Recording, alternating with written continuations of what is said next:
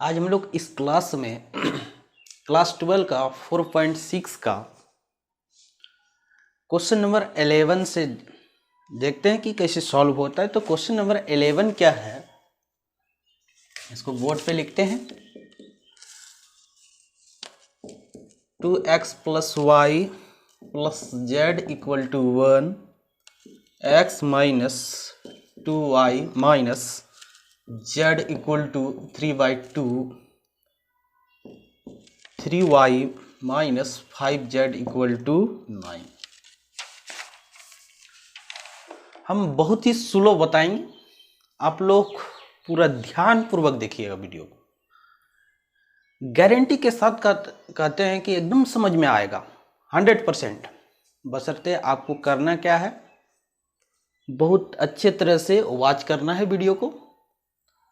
तो पहले जो इक्वेशन दिया हुआ है, सिस्टम ऑफ इक्वेशन दिया हुआ है। सिस्टम ऑफ इक्वेशन किसे कहते हैं? समीकरण निकाय किसे कहते हैं? समीकरणों के समूह को क्या कहते हैं हम लोग? समीकरण निकाय कहते हैं।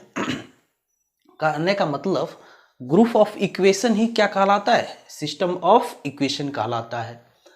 तो ये जो फर्स्ट, सेकेंड, थर्ड 3 इक्वेशन दिया है, तीनों को मिला के हम लोग मैट्रिक्स रूप में लिखेंगे। मैट्रिक्स रूप में इक्वेशन को लिखने के उपरांत उसमें कोफिशिएंट मैट्रिक्स होगा, वेरिएबल मैट्रिक्स होगा और कांस्टेंट मैट्रिक्स होगा। और उसके बाद डिटर्मिनेंट ऑफ ए निकालेंगे, उसके बाद कोफैक्टर निकालेंगे, कोफैक्टर निकालने के बाद एडजॉइंट ऑफ ए निकालेंगे। और एडजॉइंट ऑफ ए जब प्राप्त हो जाएगा तब हम लोग क्या निकालेंगे? इन्वर्स ऑफ ए। और इन्वर्स ऑफ ए जब प्राप्त हो जाएगा तब वहाँ पर x = a inverse into B का फॉर्मूला अप्लाई करेंगे। तो वहाँ से तीनों वेरिएबल प्राप्त होगा x, y, z। तो पूरा इसका प्रोसेस यही रहने वाला है। तो आप लोग ध्यान से देखिए कैसे सॉल्व होता है।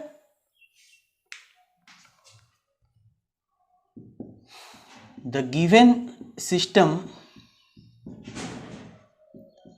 of equation can be written as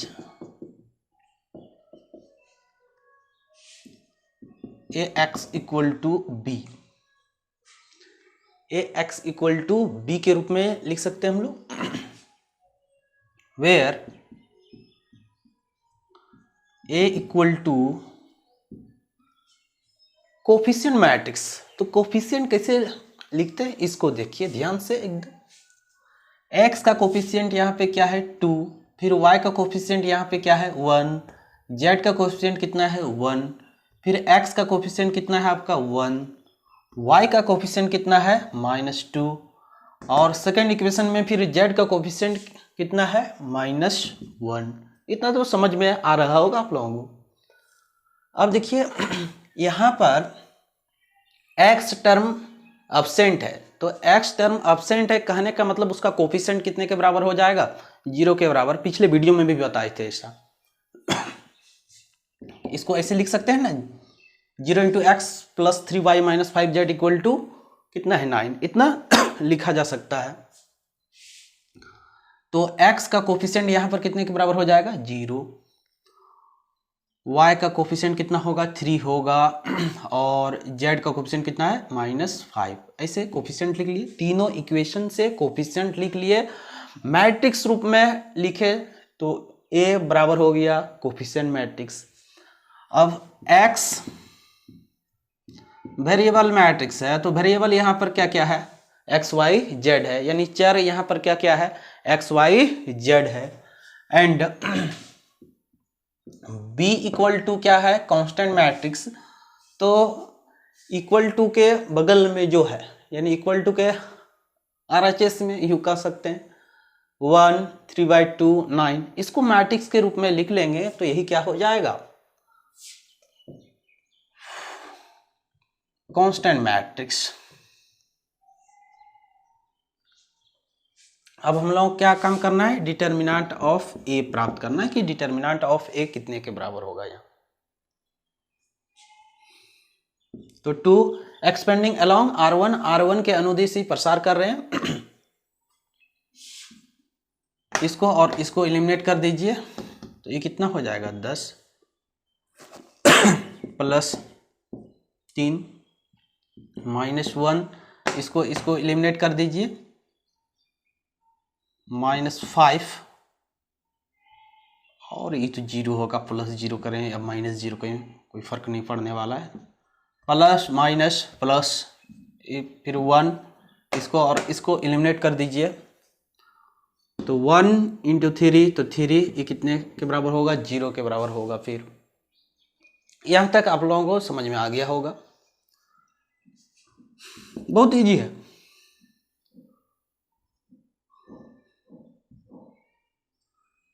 $13 होगा, डायरेक्ट 5 लिखते हैं, +3, तो 26 + 5 + 3, ये तो कितने के बराबर हो जाएगा,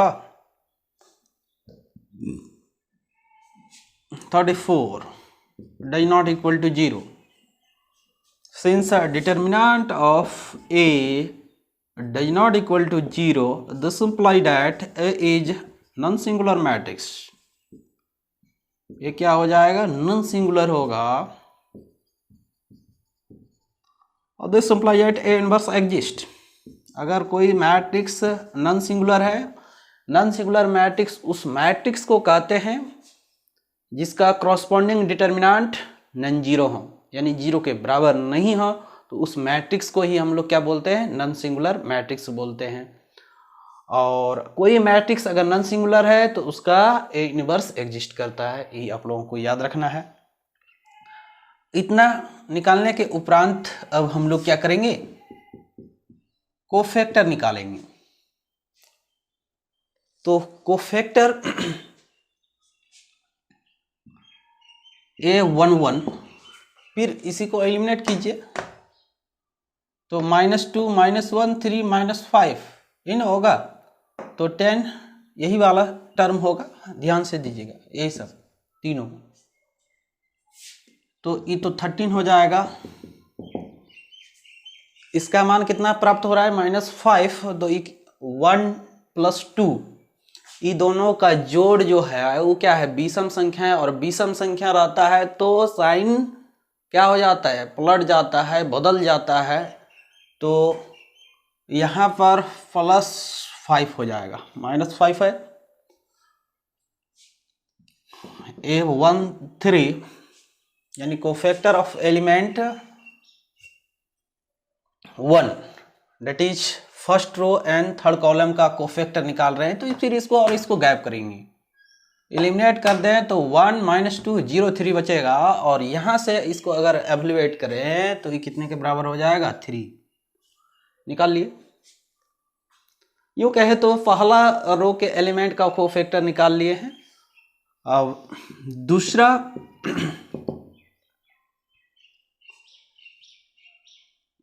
इसको और इसको एलिमिनेट कर देते, तो 1 1 3 -5, तो इसको इसके साथ मल्टीप्लाई कीजिए, -5 -3 -8, लेकिन ये दोनों का सम 2 + 1 = 3 क्या है, ऑड है, तो ऑड है, तो -8 आ रहा था कैलकुलेट करके, तो हम लोगों को क्या करना है, यहाँ पर +8 कर देना है, जो कि हम लिख चुके हैं, +8। फिर A22, तो A22 यही है, सेकेंड रो और सेकेंड कॉलम का एलिमेंट है, तो इसको और इसको एलिमिनेट कर दीजिए, तो 2 1 0 -5, तो इसको इसके साथ मल्टीप्लाई कीजिएगा तो -10, तो ये तो -10 ही होगा, उधर तो 0 है।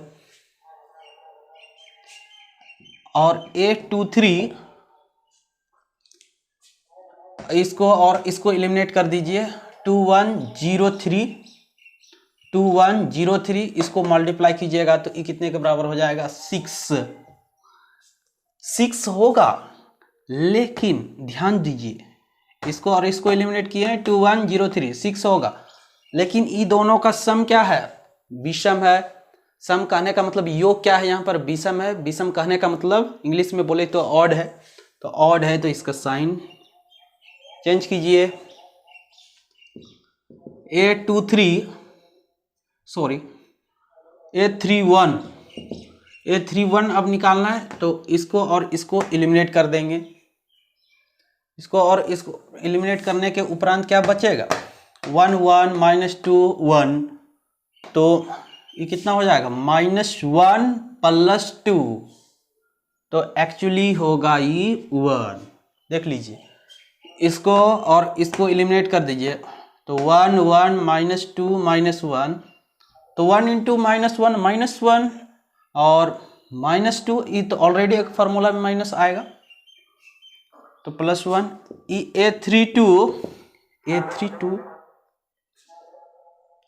A32 क्या हो जाएगा, इसको और इसको एलिमिनेट कर देंगे तो क्या हो जाएगा, ये इसको और इसको एलिमिनेट कर दीजिए तो -2, तो ये +2 हो जाएगा और A33 ये हो जाएगा आपका -4 -1, तो -5 हो जाएगा ये। तो यहाँ पर अगर देखें डायरेक्ट एडज्वाइंट लिखते हैं, adjoint of A equal to क्या हो जाता है, ट्रांसपोज ऑफ कोफैक्टर मैट्रिक्स होता है। तो ट्रांसपोज ऑफ कोफैक्टर मैट्रिक्स इसको डायरेक्ट लिखते हैं, आप लोग भी लिखने का टेक्निक सीखिए। 13 5 3 इसको रो में है, इसको कॉलम में लिख दीजिए 13 5 3 8 -10 -6 1 2 -5, ये हो गया आपका एडज्वाइंट। अब इस साइड में मिटा देते हैं और याद रखते हैं कि डिटर्मिनेंट ऑफ ए का मान हम लोग कितना निकाले हैं, 34। एडज्वाइंट भी निकाल लिए। वी नो डैट, हम लोग क्या जानते हैं, A inverse equal to 1 / determinant of A into adjoint of A, कितना होता है, तो 1 / डिटर्मिनेंट ऑफ ए, तो डिटर्मिनेंट ऑफ ए कितना था 34 एंड एडज्वाइंट ऑफ ए कितना निकाले 13 8 1 5 -10 2 3 -6 -5।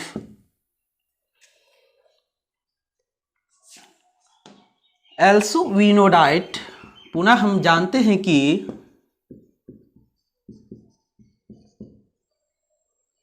x equal to A inverse v, तो ए इनवर्स तो ऑलरेडी निकाल चुके हैं ऊपर भी, तो A inverse 3 8 1 5 -10 2 3 -6 -5 and b equal to constant matrix, constant matrix क्या है 1 3/2 9, इतना है।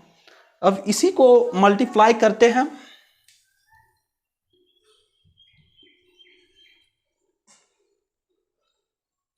इसको मल्टीप्लाई करते हैं तो इधर तो एक्स सी आ रहा है, तो x equal to 1/34, first row first column multiply करते हैं तो 13 को 1 के साथ करेंगे मल्टीप्लाई तो 13 होगा, 8 × 3/2 इसको इसके साथ गुना कीजिए तो कितना हो जाएगा, ये 12 हो जाएगा। आप लोग मल्टीप्लाई कर सकते हैं, फिर इसको इसके साथ गुना करेंगे यानी मल्टीप्लाई करेंगे तो कितना हो जाएगा 9 हो जाएगा।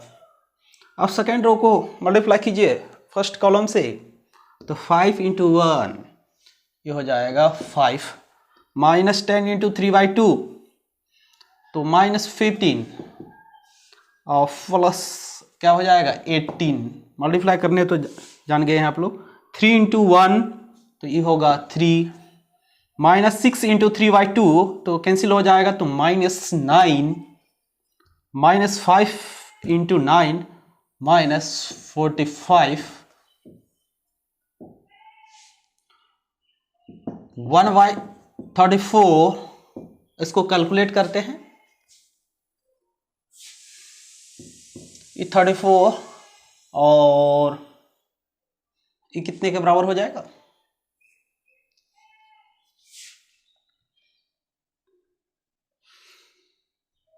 8 कितने के बराबर होगा? 8 ही होगा ना।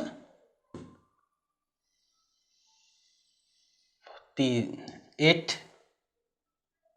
और ये कितने के बराबर हो जाएगा?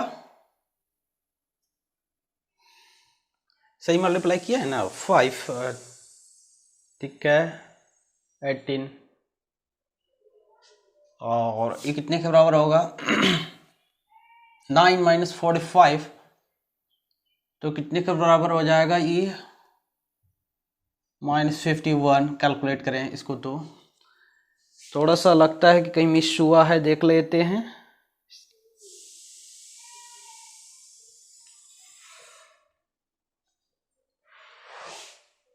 इसको इसके साथ करेंगे। यहाँ पर कितना था?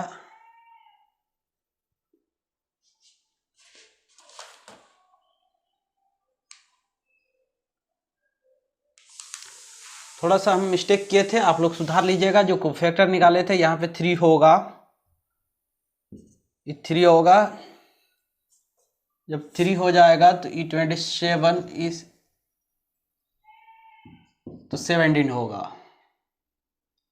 तो x इक्वल टू, सुधार लीजिएगा, इस जगह मिस्टेक किए थे हम, आप लोग सुधार लीजिएगा। x इक्वल टू 1/34, ये 34 को इन ही करा देते हैं, 34/34 तो 1 एंड ये कितना हो जाएगा? 1/2 - 3 तो XYZ इक्वल टू हो जाएगा 1/2 - 3। Therefore x equal to 1, y equal to 1/2 and z equal to -3। This is required answer. मुझको उम्मीद है कि आप लोग ये क्वेश्चन को समझ गए होंगे।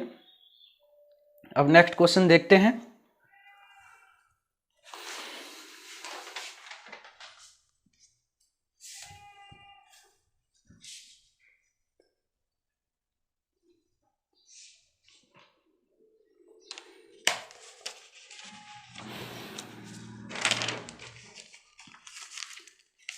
नेक्स्ट क्वेश्चन 12 नंबर देख लेते हैं। x - y + z equal to 4, 2x + y - 3z equal to 0 and x + y + z equal to 2। यही इक्वेशन है। इसको हम लोगों को सॉल्व करना है। किस मेथड से सॉल्व करना है? बाय मैट्रिक्स मेथड, यानी डिटर्मिनेंट मेथड से इसको सॉल्व करना है। तो the given system of equation can be written as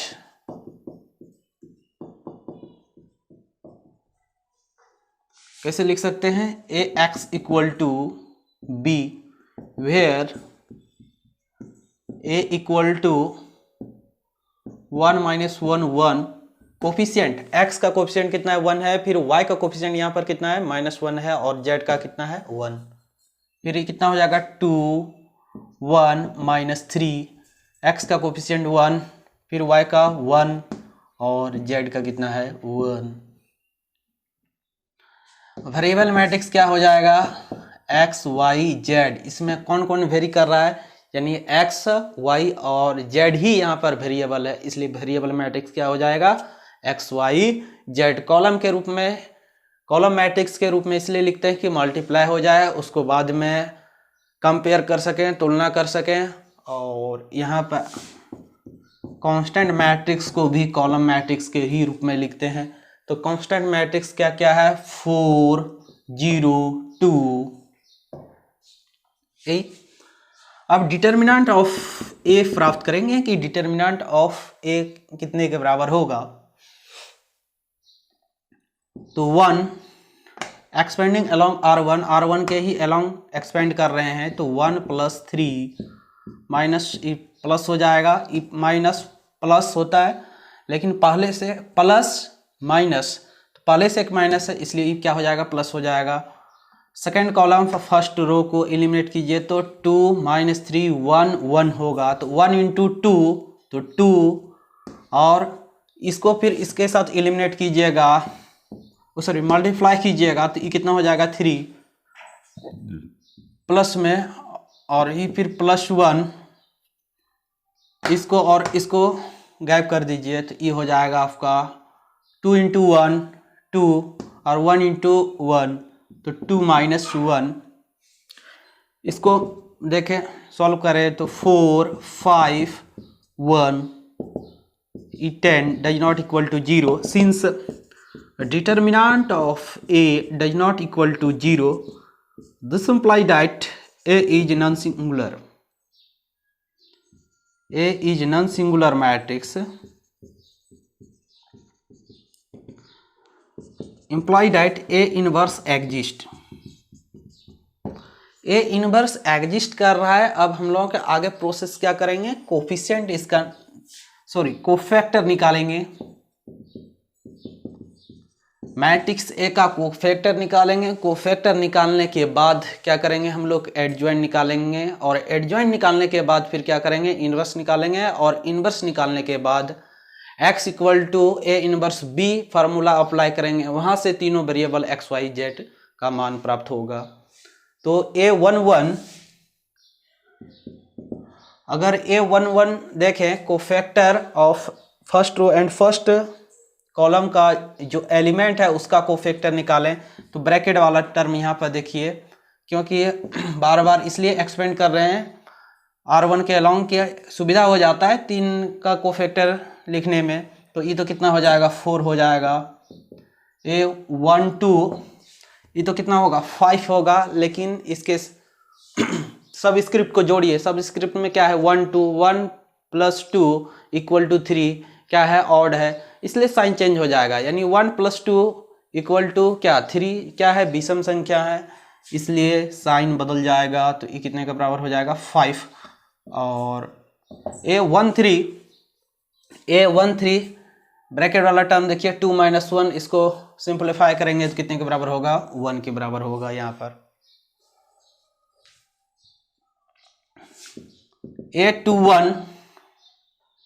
A21 इसको और इसको एलिमिनेट कर दीजिए, तो -1 1 1 1 यही बचा। तो -1 × 1 -1 और 1 × 1 1, तो माइनस में होगा तो 2 -2 होगा, लेकिन 2 + 1 क्या है, ऑड है, विषम है, इसलिए ये प्लस हो जाएगा।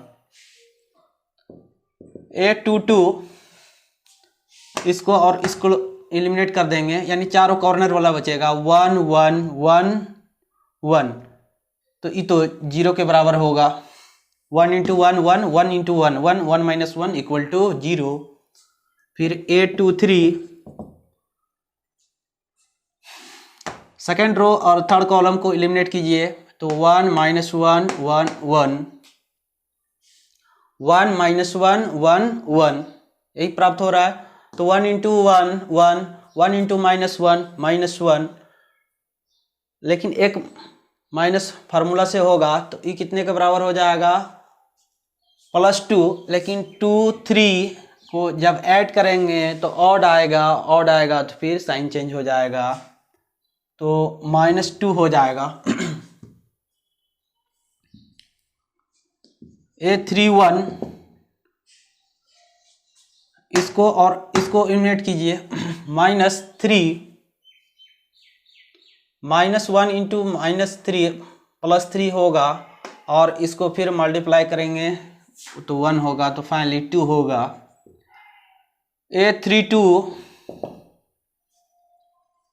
A32 इसको और इसको एलिमिनेट कर देते हैं, तो क्या बच जाएगा, सेकेंड कॉलम और थर्ड रो को एलिमिनेट करने से 1 -3 -2 -5, लेकिन ये क्या बना देगा, +5।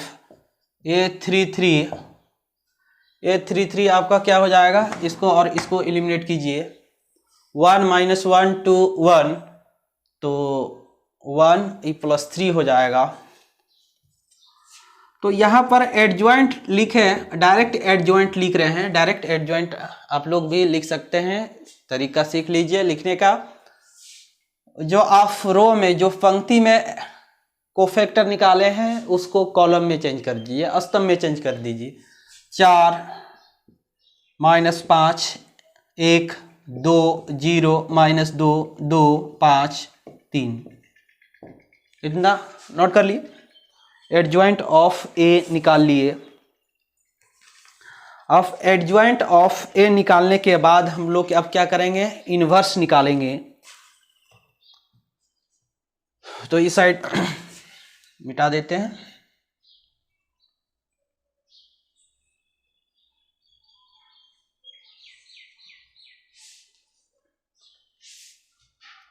वी नो डैट हम जानते हैं कि A inverse equal to 1 by determinant of A into adjoint of A होता है। तो 1 by determinant of A, determinant of A कितना निकाल ले थे, शायद 10 निकाले थे, आप लोग देख लीजिएगा, 10 ही निकाले थे। और यहाँ पर 4 2 2 -5 0 5 1 -2 3, also we know that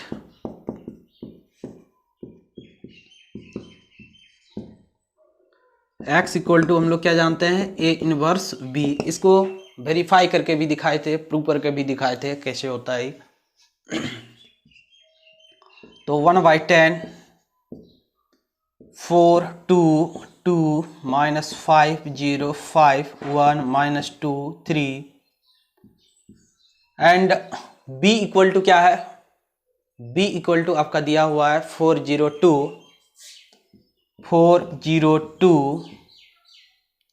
इसको मल्टीप्लाई कर लेते हैं 1/10, 4 × 4 16, 2 × 0 0, 2 × 2 4, 5 × -5 × 4 -20, प्लस 0 × 0 0 हो जाएगा, प्लस 10 4 0 3 × 2 6 होगा इतना। अब थोड़ा आगे लिखते हैं।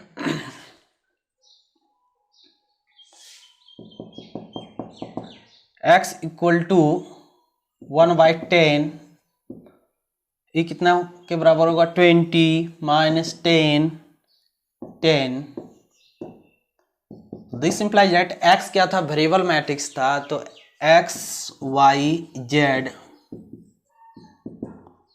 इसको अगर इन करा दे तो 2 -1 1, यही होगा। यहां से अगर कंपेयर करें तो x इक्वल टू कितने के बराबर होगा, 2, y इक्वल टू कितने के बराबर होगा, -1, और z इक्वल टू कितने के बराबर होगा, 1। This is required answer. तो मुझको उम्मीद है कि आप लोगों को पूरा क्वेश्चन समझ में आ गया होगा। यदि पूरा क्वेश्चन समझ में आ गया होगा तो बहुत अच्छा, नहीं तो एक बार फिर वीडियो को देख लीजिएगा, समझ में आ जाएगा। और अगर आप लोगों को इस टाइप का वीडियो अच्छा लग रहा है तो कमेंट बॉक्स में जाके एक कमेंट अवश्य कीजिएगा। पूरा वीडियो देखने के लिए धन्यवाद।